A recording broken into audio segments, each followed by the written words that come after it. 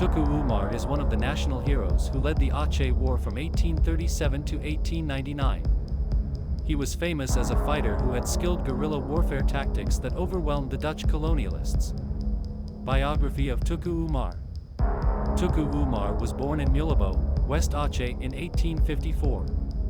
He was the son of a Uli Balang nobleman named Tgk Ahmad Mahmud. Umar has 2 sisters and 3 brothers. Since childhood, Tgk Umar has been known as a smart, brave child and sometimes likes to fight with his peers. He also had a tough nature and never gave up in facing various problems, as quoted from the book Indonesian Heroes of All Time by Didi Junaidi. Tgk Umar started fighting in 1873, when he was still 19 years old. At first, he fought in the Mulabo area and then continued his struggle to West Aceh. At a young age, Tgk Umar was appointed village head, Kuchik, in the southwest area of Mulabo. As a warlord, Tgk Umar was known to be clever and good at tactics. Since marrying Kat Nayak Dain in 1880, the resistance of the Acehnese people against colonialism has become stronger and more intense. The 2 of them fought together to launch attacks on Dutch outposts in Kruing. The Dutch made peace with Tgk Umar's troops in 1883. However, in 1884, war broke out again between the 2. In 1893, Tgk Umar looked for a way to obtain weapons from the Dutch. Finally, Tgk Umar came up with a strategy to pretend to be a Dutch accomplice. His wife, Kat Nayak Dain, was confused, angry and embarrassed by her husband's decision. At the same time, Governor Van Tine also had the aim and purpose of using Tgk Umar as a way to win the hearts of the people of Aceh. Then, Tgk Umar entered military service. For this involvement, on January 1, 1884, Tgk Umar was awarded the title Tgk Johan Pahlawan and was allowed to form a unitary army of 250 people with complete weapons. During his collaboration with Tgk Umar, the Dutch troops benefited. One of them was the submission of Aceh's defense posts to the Dutch. However, Tgk Umar carried out this war in a fake manner. Because, previously Tgk Umar had previously informed the Acehnese fighters.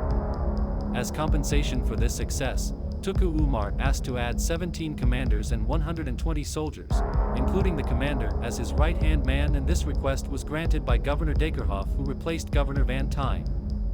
That way, Tgk Umar could learn Dutch war tactics, while replacing every Dutchman in the unit he controlled with Acehnese troops. On March 30, 1896, Tgk Umar openly declared his departure from Dutch military service. When he turned to defend Aceh, Tgk Umar took away 800 guns, 25,000 bullets and $18,000 in cash, as well as other war equipment.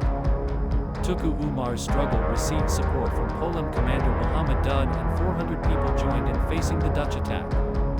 With this strategy, Tgk Umar and his troops succeeded in attacking Dutch posts.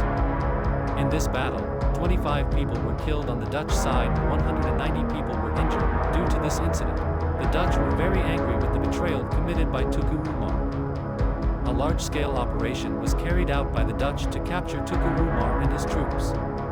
However, Dutch efforts were in vain. All of this was because the best war equipment the Dutch had was in their hands.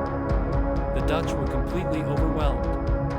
Acehnese troops continued to fight, until finally they succeeded in occupying Banda Aceh and Mulabo.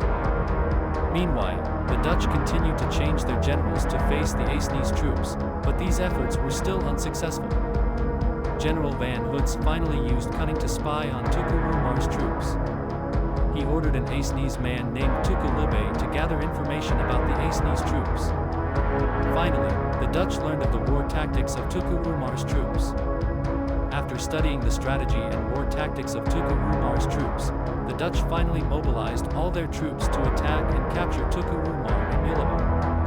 Tgk Umar died in the battle on February 11, 1899.